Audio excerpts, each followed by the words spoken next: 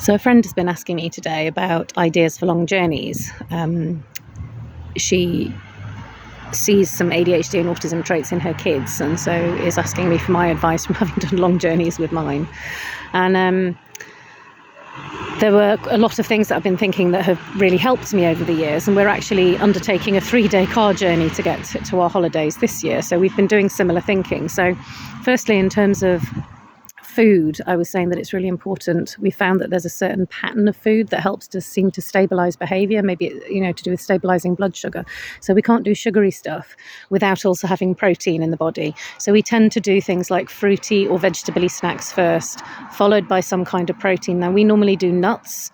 Obviously, if you have a nut allergy or you're on a plane, then that's not an option. So maybe some kind of dried meat snack, or maybe some, I don't know, depending on how much protein is in it, like quinoa crisps or something like that. So then we do that, and then after that there's carbs, and then there's the sugary stuff. And I've also been reading that sugar-free stuff isn't as good, because if your body actually craves the sugar, it craves that dopamine hit. The sugar-free stuff, the sweeteners, they don't give you the dopamine hit because they don't actually have the sugar in. So although initially your taste buds are satisfied, it doesn't satisfy the body in the longer run. So it would be better to cut out the sugar-free stuff and have the sugar stuff. In this case, I'm not talking about everyone, but always have the protein first to balance out the blood sugar before you then put in a sugary blast of something. So there was stuff to do with diet, and also snacks can break up a journey. They can be a reward for them doing activities that you want them to do.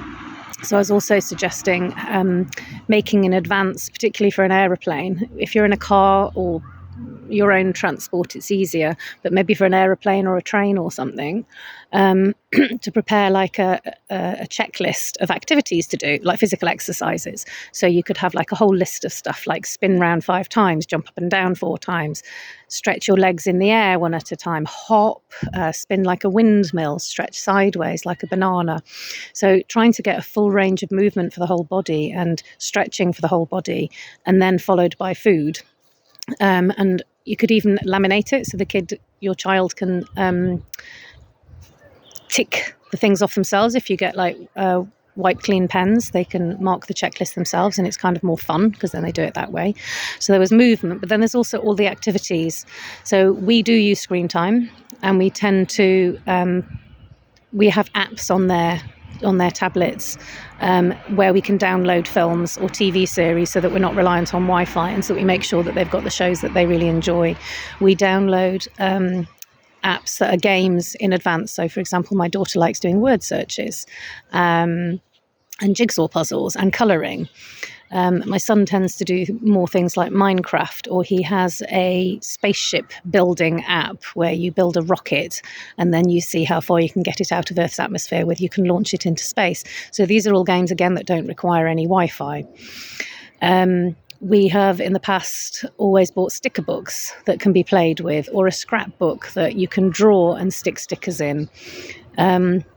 Water colouring is good, where you get the colouring book. Instead of having colours, you can paint with a paintbrush dipped in water. Slightly more expensive, I think it's Crayola Messy, can't remember what it's called. They have these special pens that don't draw on anything other than the paper, and they're fantastic for public transport because they're not going to be able to draw on furniture or anything else. So we've used them in the past too. We tend to get like a big book that they haven't read before, a new book. And my son's really into these Ripley's books about weird things in the world. Even before he was reading, he really liked looking at the weird and wonderful pictures they contained within. Some of them can be a little bit horrific or a little bit scary for younger children, so it's always worth checking before purchasing. We also have lots of fidget toys, things to fiddle with. And you can use things like elastic bands or paper clips, or if you don't want to buy some. You can make things out of, bits of bike chain and key rings, things like that. Like the keyring loop things. We've actually bought a fidget toy that's clearly made out of bits of bike chain and key rings. So it is possible to make these things yourself.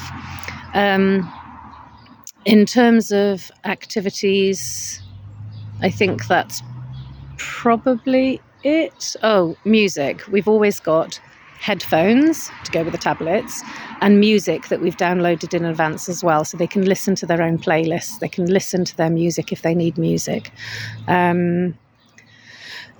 And for the first year this year, we're actually looking at audiobooks. We used to have a whole series of Julia Donaldson ones, which was great when they were little, but they're too old for that now. So we need to look into either a local library login where you can get audiobooks, you can borrow them over the summer holidays, or we're going to have to look into an actual audiobook app. Haven't quite figured this one out yet.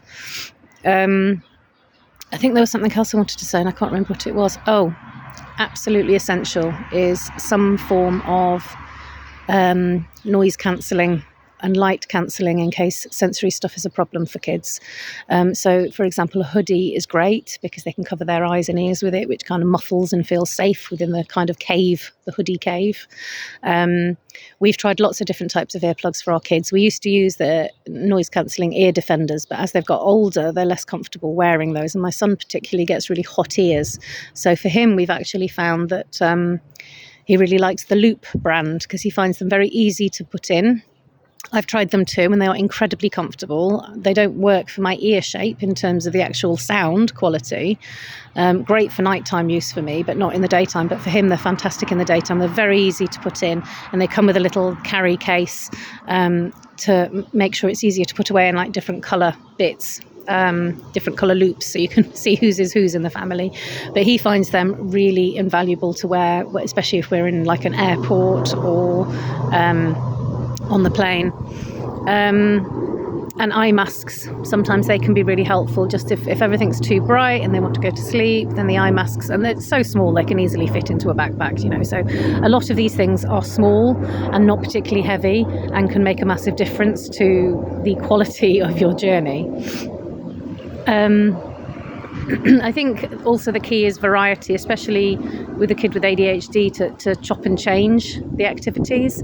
So to maybe say, okay, now it's screen time, now it's let's do some of this, make sure there's regular movement interspersed throughout it, and obviously the regular snacks for all of them to make sure that they don't get low on blood sugar and get hangry, and then you end up with a very unhappy child. If your kid naps, great, but if you do not have a napping child or a child that sleeps much, then the kind of inwardness of using headphones and a screen is really invaluable because it transports them into a world that is away from everything around them. So it can give them that retreat time that you and calm and quiet time that you can get from having a rest. So that's really important. If I think of any more ideas for summer holiday journeying, I'll post here. But do let me know if you have any other fantastic ideas, because I'm always looking out for new ideas and very happy to share them on here. So if you're going away on holiday this year, good luck, and I hope you have a great time.